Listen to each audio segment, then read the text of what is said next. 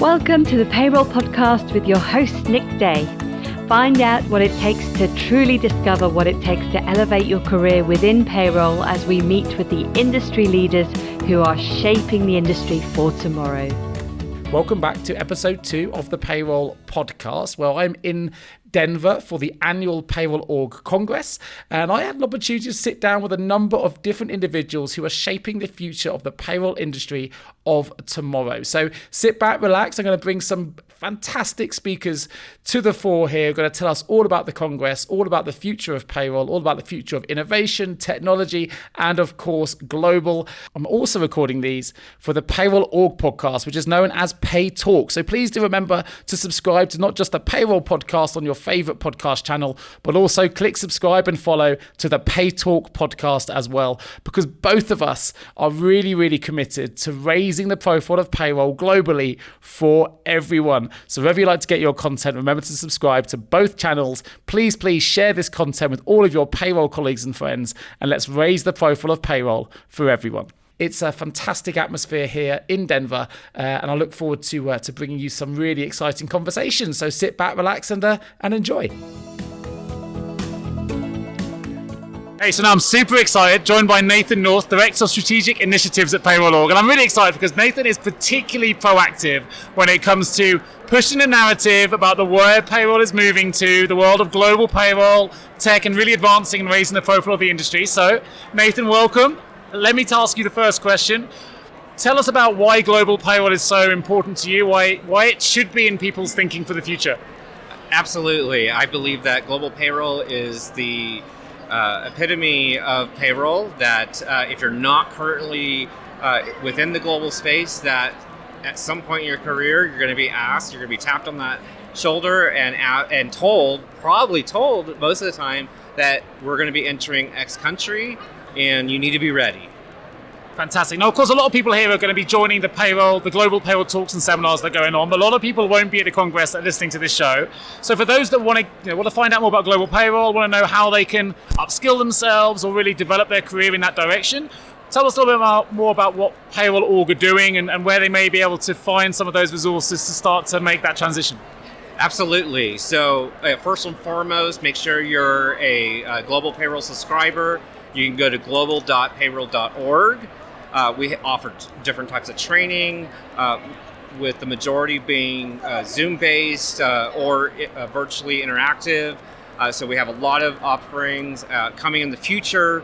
We have a lot of initiatives that we're working on to offer more resources to our global subscribers and global members. Fantastic. Just want to start the domain again? Global.payroll.org. There you go. Fantastic. Definitely visit that site. Now, obviously, your background is in senior level payroll as well, right? You've come in now and you're doing this great work for PayrollOrg. You're working with all the people here at the expo. How's the industry really started to shift, and how, from my perspective, it's moving at a rapid pace, right? And we're seeing some of that changes here in real live time. Tell us a little bit about what you've experienced over the last 12, 24 months in this space. Absolutely. I think from a innovation standpoint, there's a lot of organizations that have really up the R&D side of payroll, which we haven't really seen in the last 10 years. But absolutely, we're looking at organizations that are using advanced technologies now to really empower the global payroll professional and enable them to really have a fingertip access to the information they need to not only process payroll, but also be a strategic partner, and then also truly become data analysts. Tell us a bit more about the data side of things then. Why do you think data is so important for the future of payroll? We have access to so much information that has been untapped for so many years that payroll professionals really have. If we look at our data sources that are coming in, the data that's going out, the data that we process, there's a lot of insights that we can give to companies. For example, it used to be where we just gave where folks were located, and maybe how much income they were producing. But now we're able to look at the data analytics side of things and be able to give insights on trends that are happening within the organization beyond just the 100,000 foot level and really dig deep. Fantastic. I just had a conversation with Emily Curtin, who's about to go into a talk on RPA, or robotic process automation. Now, I know there's still a lot of people in the payroll community a little bit resistant to change, a little bit unsure about the future of payroll because of all the automation that's coming in. How can you, A, put their mind at rest about embracing the future to come, and B, for those that are resistant to change, what message would you give to them? So first and foremost, RPA does not replace the payroll professional. What it does is it enhances what we do. Implementing RPA in my last role, we found that we actually had to hire additional folks because there was so much time freed up for them to be able to do the analysis, make sure that taxes are being paid, make sure that we're really truly in compliance. So it actually opens the door to areas that really, when you're sitting in the seat, you're not able to have time to look at those areas of the business and understand, we need to make sure that we get whether it's internal or external resource to make sure that our calculations are correct or that our vendors' calculations are correct. Yeah, fantastic. I think you've hit the nail on the head. It's a good thing, right? It's making the role of payroll more strategic. It's raising the profile. It's opening up that conversation with C-suite, which I know so many payroll people are really passionate about. From your perspective then, we're on day 2 today. What are the things that you're most looking forward to over the next couple of days of the Congress? Absolutely meeting as many people as I could possibly meet. Also, just really being able to absorb the payroll community, beyond what's been launched virtually, but actually physically being a part of the payroll community. Fantastic. I have to say, Nathan is a really, really good networker. So if you're listening to this and you're at the Congress, or if you just want to reach out on social or on LinkedIn, get in touch with Nathan. He's really passionate about the future of payroll and future of global payroll in particular. Great to have you to have a quick chat, Nathan. Thanks for joining me today. Absolutely. Thank you, Nick. So now I'm joined by Lisa Weckman, who is VP of Product Management at Ceridian. Lisa, how are you doing today? I'm doing well, Nick. Thank you. So tell me a little bit about your role at Ceridian and what brings you to the Congress. Yes. So I am here at the Congress in Denver. This is my first time at one of the conferences, so I'm super excited. My role at Ceridian is I lead the product management organization who's responsible for building our leading global payroll solution with our Dayforce application. Fantastic. And we know, because I've had David Ossip on my show many years ago, so we talked about global payroll. We see the world of payroll transitioning into what is pretty much a global role. Those that are currently doing domestic payroll are probably going to find themselves in some kind of global capacity in the future. So tell us a little bit about, I guess, the world of global payroll as you see it from a product side of things. Yes, so the world is changing, right? This concept of borders is starting to evaporate, and organizations are continuing to expand globally. And so they're looking for payroll providers like Ceridian to offer them solutions that help support their global business needs as they continue to expand in geographic regions, some regions which may be very, very foreign to them. And they're really looking for a strong partner who can help them be successful in those regions. So tell me about some of the challenges then that they may be finding themselves faced with that a supplier like Ceridian could help them navigate. Yes. Number one, always top of mind challenge is compliance. So if you are local to a particular region and now you're expanding your operations into somewhere foreign, there's a whole new world of regulations that you've got to be up and aware of and in the know of, right? You have to make sure that you're providing an accurate payroll to your employees in a particular country and that you're reducing the risk from an organization perspective. No, that makes perfect sense. So let's say I'm considering going to a partner like yourselves to help me with some of those challenges. Tell me about what kind of questions I should be asking a supplier like yourself. If I wanted to bring someone in who can help me with my global payroll challenges, but I'm not quite sure where to get started with my RFP or what questions do I need to ask to make sure I get the right solution. What kind of advice would you give? The advice that I would give an organization looking for a global payroll solution is it's important to find the right partner who will scale and grow with your business, who will provide innovative solutions that grow and expand with the ever-changing needs of business, technology, regulations.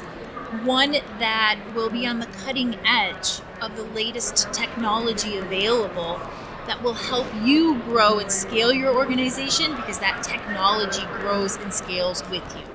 Fantastic advice. Now, I know from your red sticker, it's your first time at Congress. I know also it's the first time you've been on a podcast. So tell me, what have you been getting out of the Congress so far? How have you found the experience? Oh, the experience is wonderful. This is my first APA conference.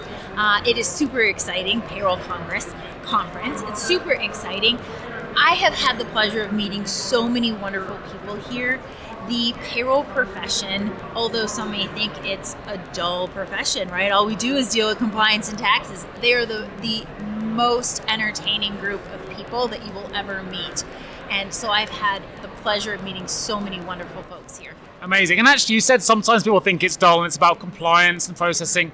We know as you work in product, right, it's innovative as well, right? There's a lot of innovation going on in the industry, a lot of suppliers here with different types of product. Tell me about some of the innovations you're most excited about.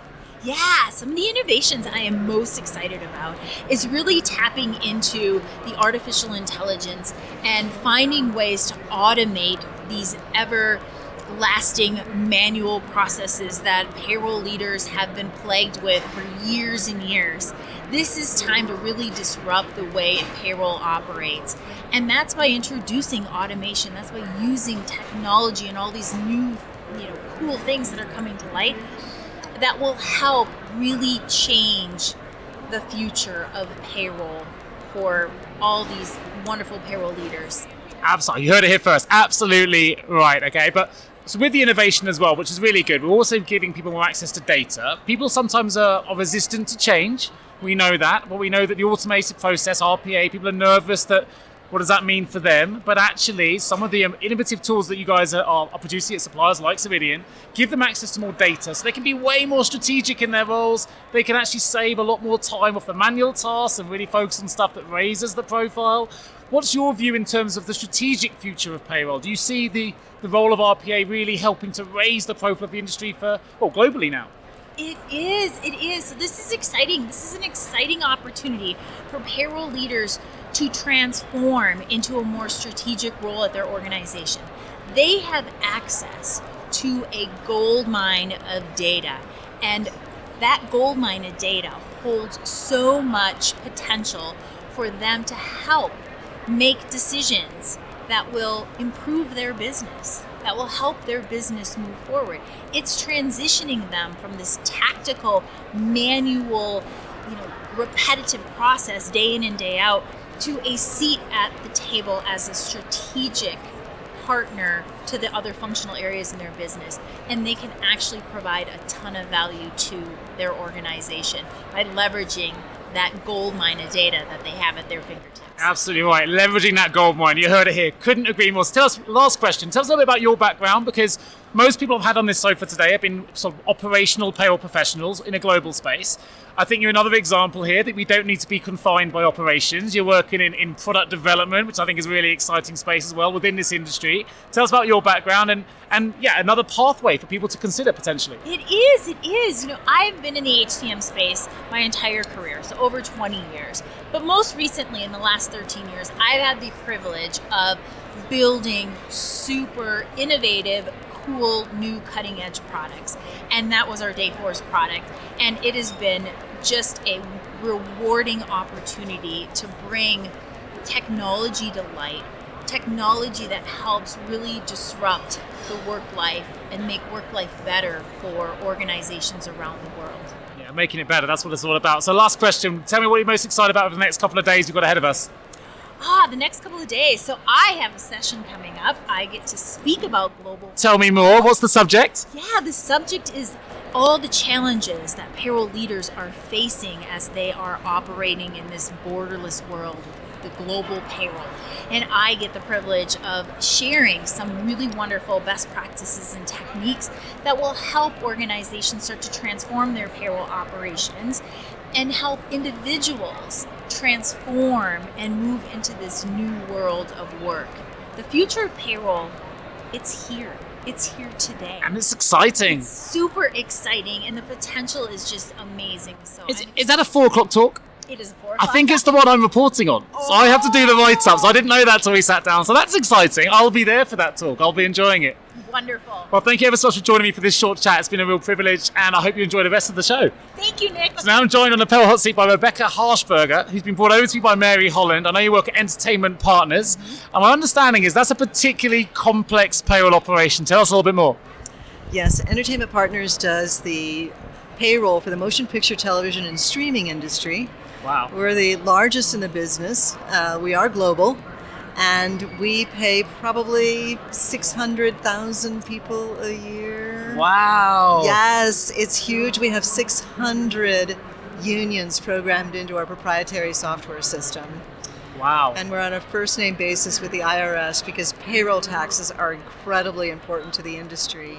And that's my world. I'm an expert in payroll taxes for the motion picture, television, and streaming industry. Well, I guess you must needs be, and it's not just domestic, it's global as well, just to add a layer of extra complexity. I think this is a first for me. So this is 110 plus episodes. I've never met someone who's got a payroll quite that size.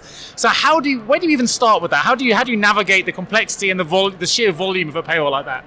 So you actually start just like any other payroll, and you really cannot think of the volume. You just have to think of the individual that's in front of you right now, enter their timesheet correctly, or they're going to enter it on their smartphone into our proprietary timekeeping system. They're going to have a start paperwork that's also on our system. They're going to verify that. If they've worked with us before, it'll all be there and they can update it. They'll have to input it the first time, obviously. Yeah. Just like you and I would at any other corporation, and then they're going to do their timesheets. The complexity really is in the automation behind the scenes. For everything else, it's just like you and I, truly. So it's a bit like doing, as they say, we're going to do your first ultra marathon. People get scared, but actually the answer is put one foot in front of the other. It's the best way to get started. It truly is, and it can be intimidating because it is a very large company. So in the payroll tax world, we deal with millions of dollars a day. Sure. And so it takes a little while for someone to wrap their head around that if they're a new payroll analyst, because they're not used to dealing at that volume. But that's an interesting concept. So for me, payroll analyst is still a relatively new sort of title in the world of payroll, right? It's a good example of where the industry started to evolve.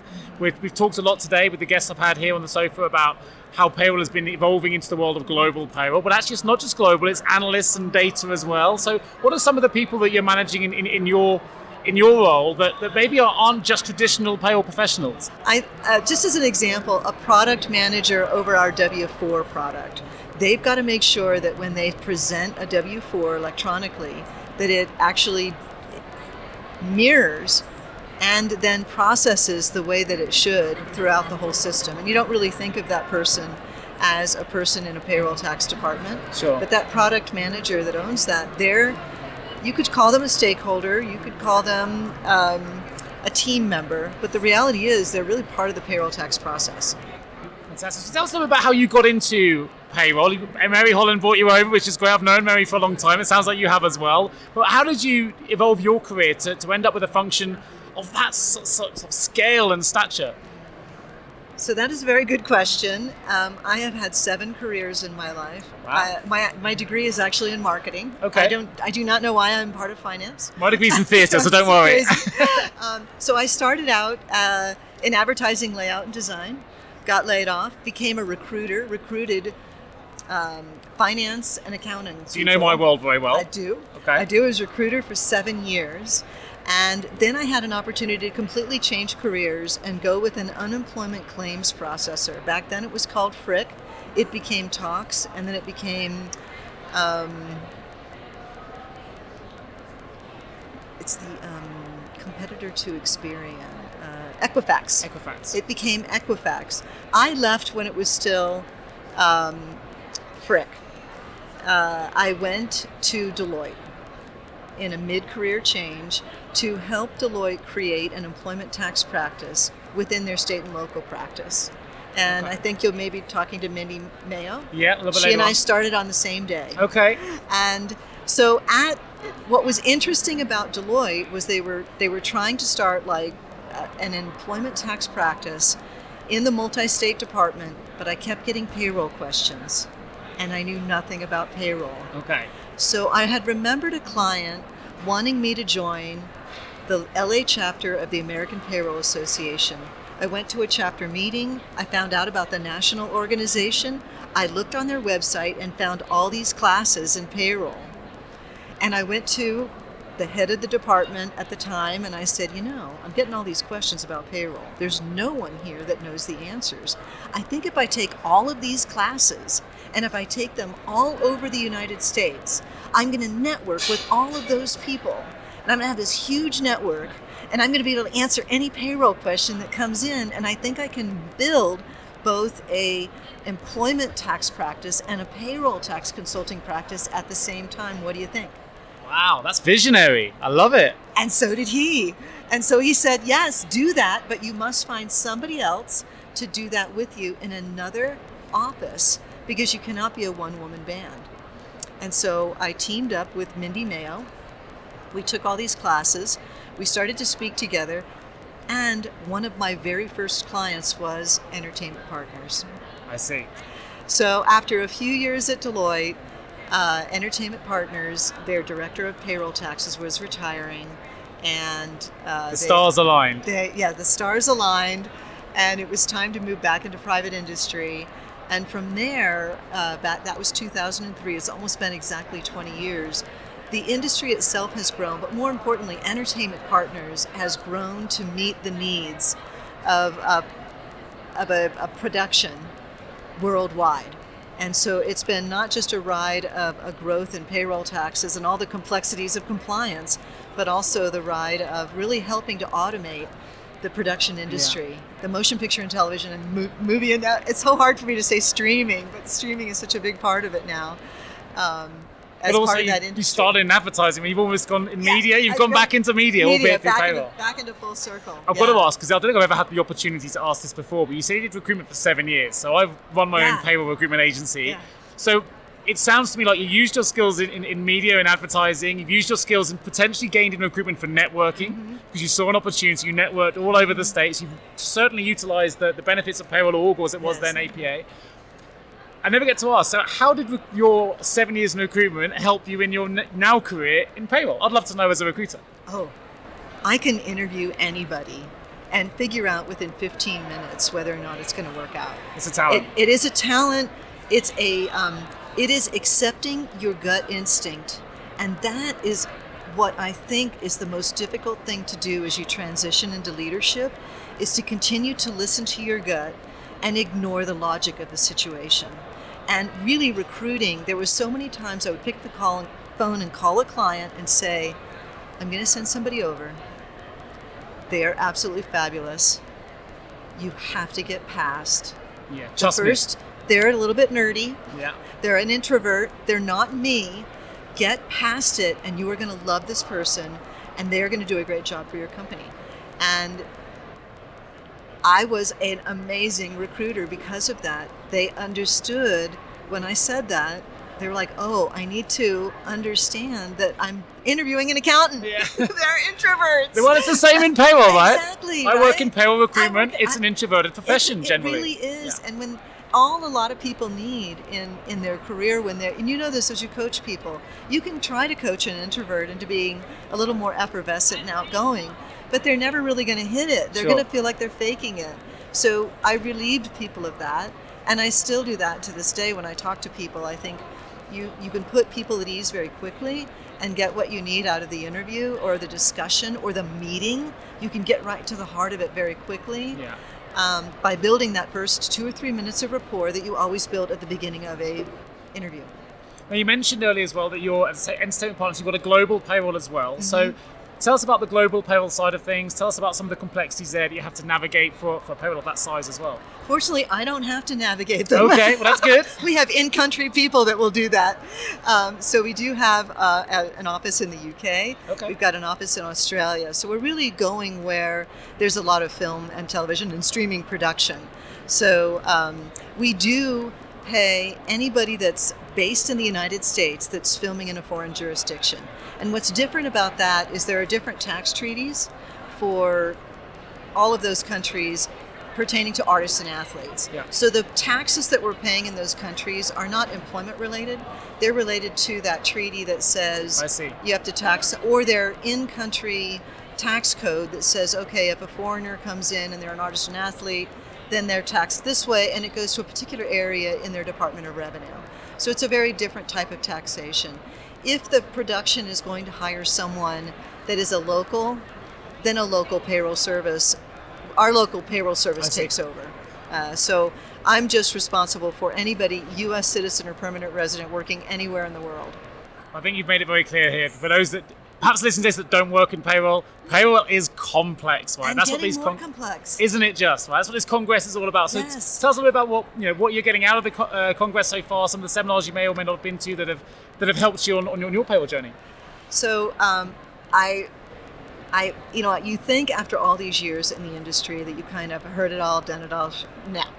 No. I sit through classes and I am shocked at the things that I pick up, the little subtle nuances that I can bring back and say, hey, I think we need to take a look at this. Not sure we're exactly interpreted that the way everybody else is, or I didn't even know about this. Sure. Let's double check, are we doing it?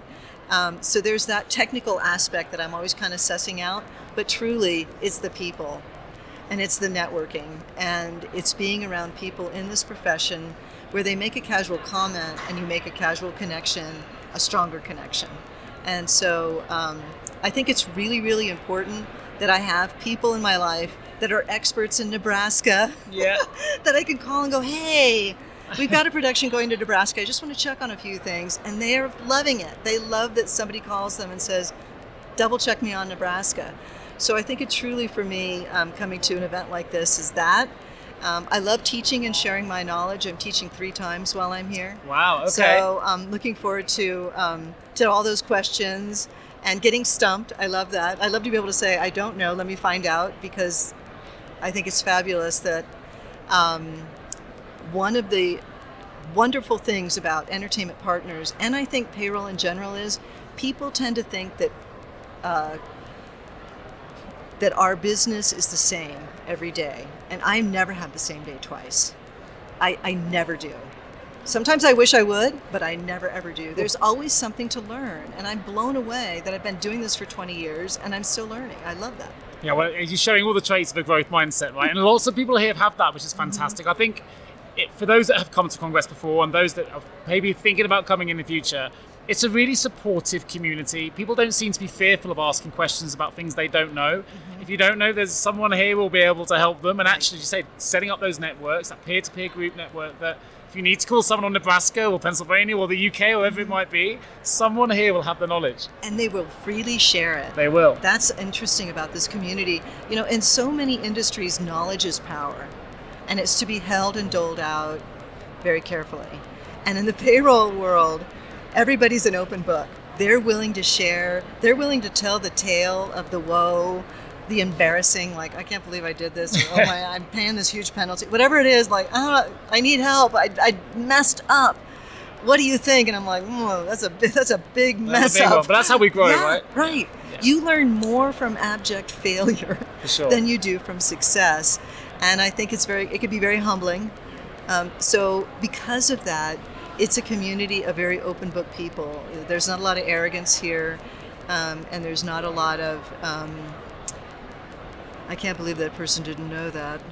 How embarrassing for them. There's literally none of that, to be fair. There's none of that here. No, Yeah. for sure. So let me ask you maybe a little bit more of a challenging question, which is, what do you think is the biggest challenge facing the payroll community at the moment? Particularly those perhaps coming into the industry. It's evolving so fast, both in terms of innovation, in terms of tech, in terms of global boundaries, remote working, all these different things that are hitting the industry all at once. What do you think is the biggest challenge? I think the biggest challenge is local. I think right now the biggest challenge is that people are going to work hybrid. They're going to work from home part-time, and they're going to work in the office part-time. They may not be in the same tax jurisdiction. Every jurisdiction is waking up to the fact that they have a remote worker sitting right there, and they're going to start looking around going, wow, do they have a business license? Are they doing courtesy withholding? Should they be doing courtesy withholding, or should they be filing a corporate tax return in my state? I think that our biggest challenge is going to be that situation where both a local jurisdiction or a state, both of them want tax on the same income. And in one of those situations, that's taxation without representation. Sure, okay. And that's kind of naughty, and double taxation is kind of painful for the individual. And I don't see us working this out anytime soon. I think we're going to be living with this weird kind of wonkiness for a very long time. So we can talk about AI, and we all know that's coming in every aspect of our life. Absolutely. So I don't see that as a challenge for payroll. Payroll people, they love automation. That is not going to be the issue. The issue is going to be these weird regulations where there's no right way to do it, and doing it the way that each local jurisdiction wants to do results in extreme amounts of tax for the individual. And actually, this is the reason why tech won't outsource the payroll professional, because it needs contextualization, right? It needs individual contextualization to individual problems, and that's beyond the realms of computing. So just to one off of that, I think that payroll is going to have to get more involved with local politics. Okay. Right? I mean, I think that an organization like PayrollOrg is going to, and we already have some lobbyists, we already have people that write letters, and I think that we're probably going to build that out a little bit, because we're going to need to be able to explain in language they can understand from an organization, not an individual or not a company that has an agenda, but a nonprofit like PayrollOrg is the one that can step in there and say, hey.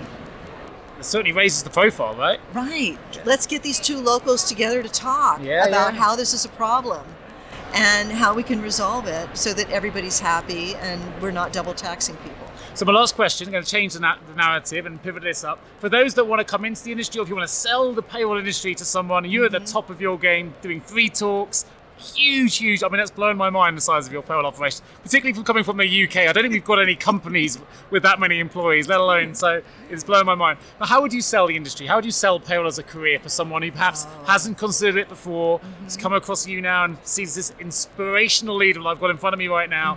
How would you sell it?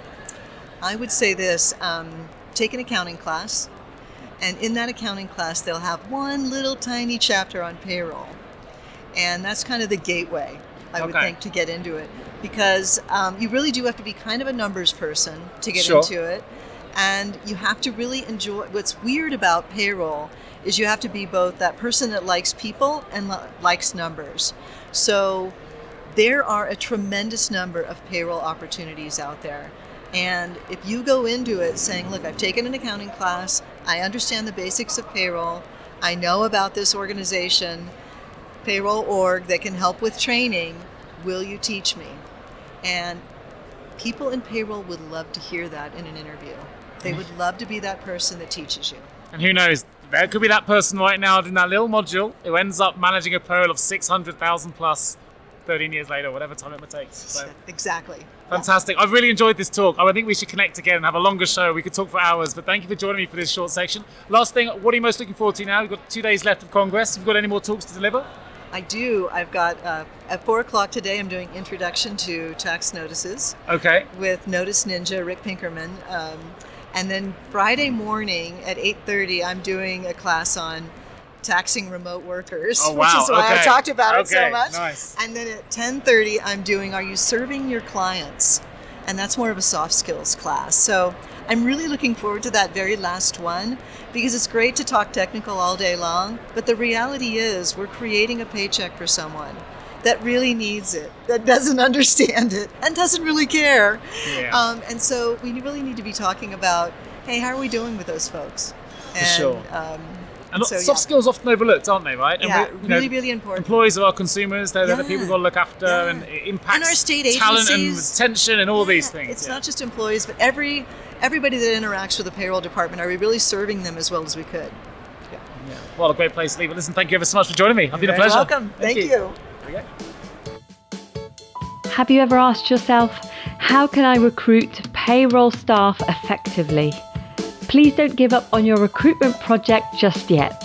Here at JGA Payroll Recruitment, we appreciate the difficulties associated with attracting, recruiting, and retaining top payroll talent. We also understand just how costly a poor payroll hire can be. JGA Recruitment are a niche payroll recruitment agency who will partner with you to resource payroll candidates who will improve both the accuracy and efficiency of your payroll department. Contact us today on 01727 800 377 or visit jgarecruitment.com to find out more. So hey, probably my last chat for today, and I'm joined by Vivek Khanna, President at Neeyamo. global payroll experts. You are someone, let's be honest, who knows everything about the world of global payroll. And here we are at PayCon, the PayrollOrg.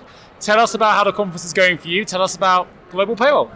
Well, the conference is going great as always. As Pete Taliakos mentioned, this is the Super Bowl of payroll, right?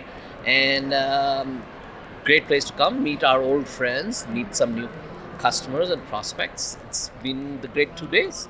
Fantastic. I'm hoping to get Pete on the show tomorrow if I can. I've been looking for him. I haven't seen him yet, but I think he knows I'm chasing him down. So for those that have come to the Congress who want to find out more about global payroll, what are some of the challenges that people come to you with that you're able to solve? Well, depends. But in most cases, the current way to handle global payroll is either you have multiple vendors in each country and each country is on its own, which means you have disparate processes, disparate software, and companies face problems in consolidation, as well as are spending a lot more money than what they would if they had a consolidated solution. That's one kind of a client. The other set of clients are that they might have gone to a global payroll vendor. I have some great competitors out here, but all of them inevitably are another version of the same disparate systems, except they end up being the middleware between the disparate systems and the client. So that they do give the clients the possibility of integration to their HRIS system, allow the data to flow through their middleware, but then ultimately the data goes to the localized software, and in most cases there are local in-country partners that actually process payroll, and then the data goes to the same middleware and comes back forth, whoever it might be, right? Everyone from the largest in the industry to the smallest, they all follow the same model. It's very well known in the market. And as you can understand, if there are handoff points, excuse me, that can lead to errors, it can lead to communication errors, and as well as it requires a longer time period. In most cases, and this is what the customers tell me, most cases they are looking at anything between 2 to 2.5 weeks between the time they cut off payroll and the final payroll is ready in the global payroll scenario. But that's not true when you're in a single country, right? If you are just in the UK, chances are your cutoff period is 3 days, 5 days maybe. It's never more than that because it's on one software. So given that, we at Neeyamo have addressed this problem a little differently. We have built our own single technology platform, and it's not a middleware, it's a full application with its own gross to net engines for 100 countries today. Wow. It's a single technology platform that can provide not only the payroll processing, but also now time and leave management. If you also need that in certain countries, for smaller population, we can provide you that with a small HRIS, which is like a system of record, extends the global HRIS, all of it on one platform. Now, in addition to having one technology platform, we've also built our infrastructure globally, and we have now local subject matter experts, our resources in 100 countries, because we have to maintain this platform. Sure.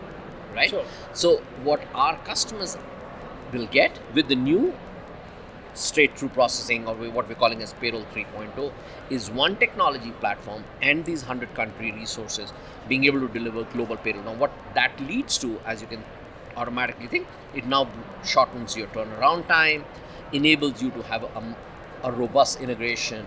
So across, otherwise if you have multiple software, you can't integrate all software, you have 20 employees. Sure. But when you have all of them put together, now you can integrate into your software, you get straight through data, less errors, less chances of a breakdown, and hopefully a better solution. So I have to ask the question, bearing in mind 100 is significant coverage, and I get that, but it might be the payroll that comes to you at your expo stand today and says, my country is this one and it's not one of the 100 you cover. So What would happen in that situation? Well, it depends, right? We today do service more than 100 countries, and in that case, we do end up using a local partner, which is over and above the 100 countries we have today. We are adding in countries every week. Our global vision is that in the next few years, we will be able to cover the world. With 100 countries, we are currently covering more than 80% of our clients' needs, which makes commercial sense. But if, let's say, tomorrow somebody came to me and said, I have 1,000 employees in a country and we don't have it coverage, I would program my engine for that country. Be commercially worthwhile to do so. Sure, that makes sense. So it has to make sense from that perspective. But if it is not, we will still service them. So let's say if I was servicing 25 of their countries on my platform, and one went to a partner, that one country may have an extended timeline, but the rest of the 25 would be still online, but still on the same platform. Sure, that makes sense. So something that I've seen Neeyamo grow significantly in my time in the payroll industry. I've been here for 20 years, and you've almost come from nowhere, and now you're a global behemoth in the world of global payroll. Something that we're seeing in the industry at the moment is the evolution of payroll now, that many people at Congress today, they may have a domestic payroll in the US, suddenly discovering they've got one country, two countries, a borderless workforce. People are able to hire now in other countries as well. So that must have really seen a significant change in the industry for yourselves as well, where companies which you may have pitched to a year ago with no international suddenly find themselves with an international payroll. How do you see the future continuing to evolve? Are we on a trend where this is going to, a lot of people here today are going to have global payrolls by the next payroll congress? Sure. See, globalization is a process that is going to continue, right? And globalization as a process, of course, with countries like US, UK, France, Germany, the big Western world, the developed nation, it's an automated process, right? After a while, you will saturate your own market, and then you have to look for new markets. Sure. So you will grow.